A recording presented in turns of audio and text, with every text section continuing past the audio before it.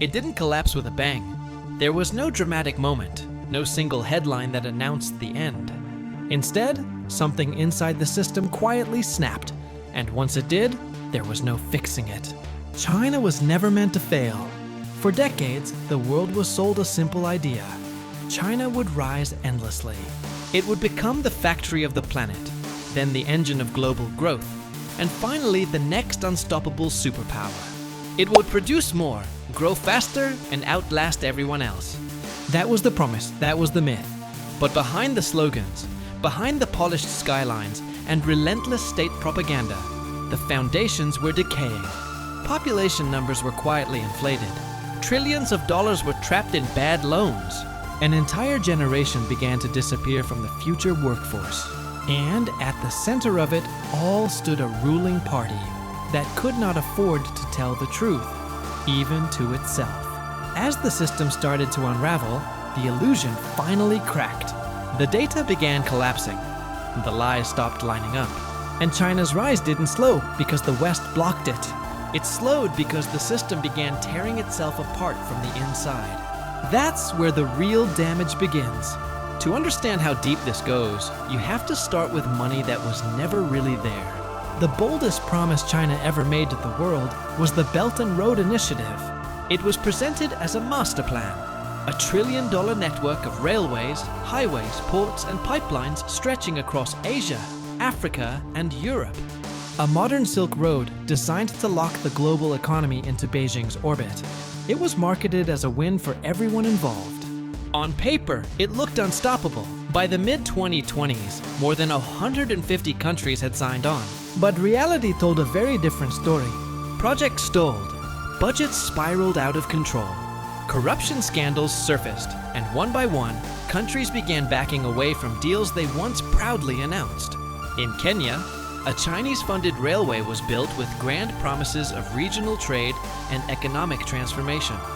It was meant to connect Nairobi to Uganda and unlock East Africa's growth. Instead, the money ran out. The tracks simply stopped. No meaningful connections. No functioning trade corridor. Just billions spent on steel leading into empty land, while Kenya continues paying off the debt. That wasn't development. That was debt, reinforced with concrete and rails.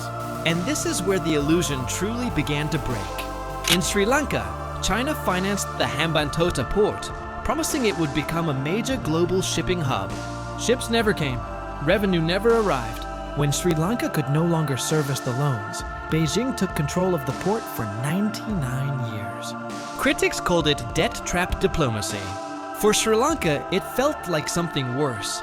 A strategic national asset handed over not by choice, but by desperation. For Sri Lanka, there was no ambiguity. They called it what it was, a disaster. A strategic national asset handed over not by choice, but by desperation. What was sold as a path to growth turned into a permanent loss of control. And this wasn't some rare exception. It was a pattern. In Malaysia, warning signs appeared early. In 2018, the government abruptly froze the East Coast rail link after uncovering wildly inflated costs and corruption involving Chinese state firms and the country's own former leadership. The project eventually came back, but only after the budget was slashed by nearly a third and every major term was renegotiated. Even then, the damage was done. Trust never fully returned. In Kazakhstan, the Korgos dry port was supposed to be a crown jewel, a non-stop logistics hub linking China to Europe by rail. Instead, it stands mostly empty. Overestimated demand and corruption turned it into a symbol of ambition divorced from reality. A massive facility built for traffic that never arrived. Then something even more telling happened. The skepticism spread beyond developing nations. Even advanced economies began pulling away. In 2023, Italy became the first G7 country to openly signal its exit from the Belt and Road, admitting that the results simply hadn't lived up to the promises. That same year, the Philippines canceled 3 major Chinese-funded rail projects outright. One government official summed it up with a single sentence: "We can't wait forever." That line says everything. These projects didn't collapse because of geopolitics. They failed because delivery never matched the hype. The numbers make it impossible to ignore. Chinese investment flowing into Belt and Road countries dropped by more than half in just a single year. Today, over 80% of China's government lending is going to countries already struggling under severe debt pressure. Beijing is no longer exporting growth. It's racing to prevent defaults. What was once marketed as a global infrastructure revolution has quietly devolved into stalled construction sites, unpaid loans, and broken commitments. Trillions were promised. What many countries received instead was debt, dysfunction, and disappointment. But all of this was only the surface-level deception. The lie that truly threatens everything comes next. It's about the people who may not actually exist. China officially claims a population of 1.4 billion, a number repeated for decades, forming the backbone of its global power. A vast labor force, an unstoppable consumer market, the ultimate reason China was expected to dominate the world economy. But what if that number was never real? Except that number may be deeply wrong. Not by a few thousand, not even by a few million, but by something closer to 100 million people. In 2022, a massive data leak from a provincial police database exposed a stunning possibility. China's registered population appeared far smaller than officially claimed, closer to 1.28 billion, not the long-repeated 1.41 billion. That gap represents tens of millions of people the state says exist, but who may be nothing more than names on paper. Statistical ghosts. This wasn't a random error. It was the product of incentives baked into the system. In China, government funding is tied directly to population size. More people on the books means more money from Beijing for schools, hospitals, housing, and infrastructure. During the one-child policy era, population targets were also political targets. Report too few births and careers were destroyed. Report growth and promotions followed. So officials did what the system rewarded. Births were exaggerated. Deceased citizens stayed registered. Some people were counted twice. Over years, then decades, these small distortions piled up until the gap between reality and propaganda became enormous. Demographers warned about this long before it became public. As early as 2007, researchers like Yi Fuxian argued that China's population was overstated and aging faster than officials admitted. His book predicting population decline was banned for challenging the official narrative. But by the early 2020s, independent analysts around the world were reaching the same conclusion. China's population likely peaked earlier than reported and may never have reached 1.4 billion at all. The government delayed releasing the 2021 census, fueling even more suspicion. When the numbers finally emerged, growth had nearly vanished. Then came the admission that could no longer be buried. In 2022, China officially recorded a population decline of 850,000 people, the first drop since the 1960s. Births fell to just 9.46 million, the lowest figure in the country's modern history. And even that may be optimistic. If the true population is closer to 1.28 billion, then tens of millions of people only exist inside spreadsheets. Not in factories, not in homes, not in the workforce. And once you realize that, everything changes. A smaller population doesn't just mean fewer people. It means a smaller economy, weaker demand, fewer workers, and slower growth. Entire global business strategies were built on the assumption that China's expansion would never end. But many of those bets may have been placed on an illusion. Because when a country lies about how many people it has, it loses the ability to prepare for what happens when those people simply aren't there.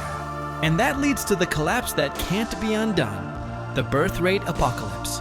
By 2022, China's fertility rate had fallen to just 1.09 children per woman. That isn't slightly low, that's catastrophic. A stable population requires about 2.1. China is now below Japan, below Italy, and even below South Korea at its worst point. And this didn't happen gradually over centuries.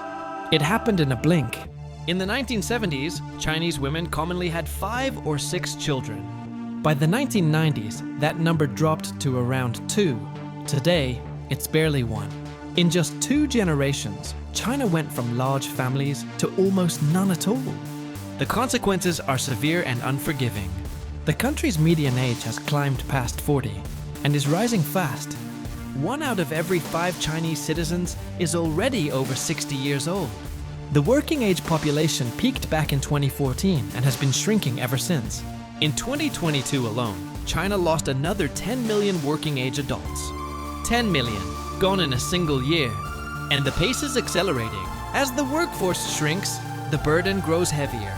The dependency ratio is exploding. In 2024, China had 44 dependents for every 100 workers. By 2050, that number could rise above 70. Fewer workers supporting more retirees, more pressure on families, more strain on pension systems that were never designed for this scale of aging. Some projections suggest that by the end of this century, China could lose nearly half of its working age population. And an economy built on endless labor and non-stop growth cannot survive that kind of math.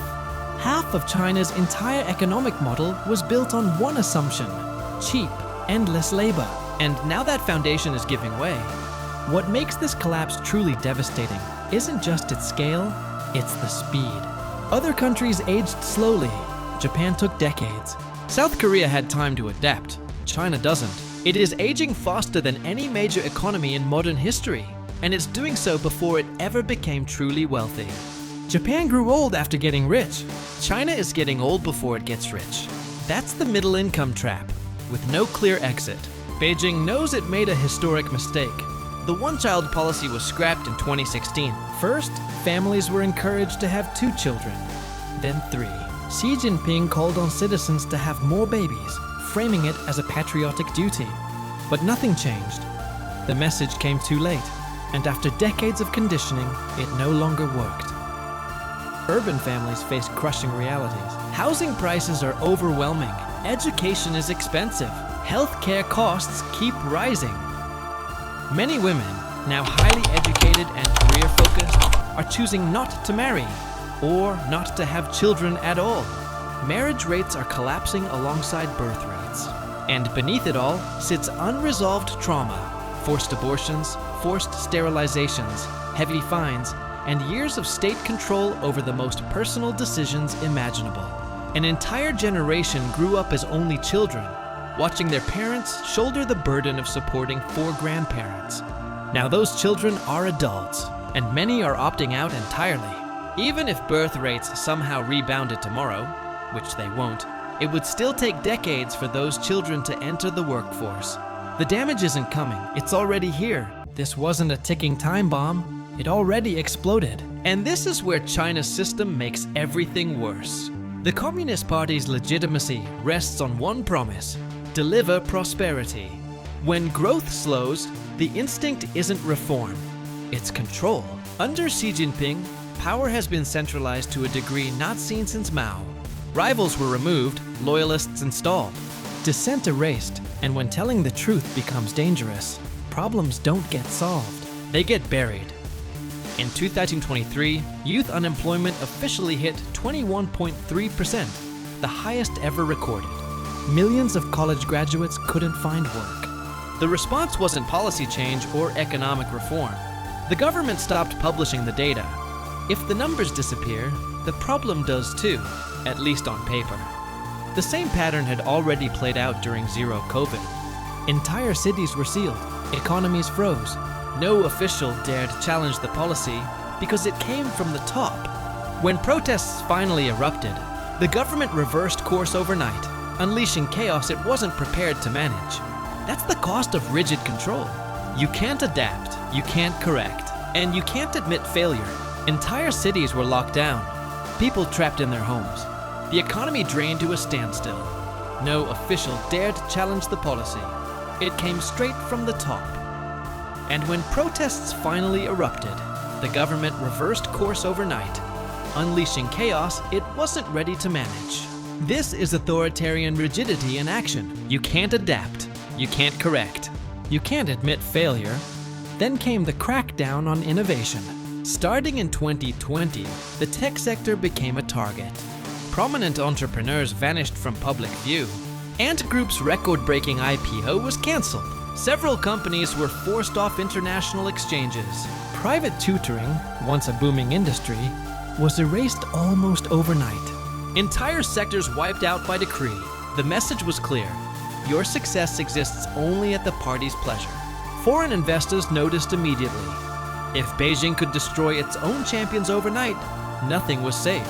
A Cambridge professor studying China's business environment warned that these policies were creating a culture of fear, stifling innovation and driving entrepreneurs out of the country. And they are leaving. Capital is fleeing. Talent is fleeing.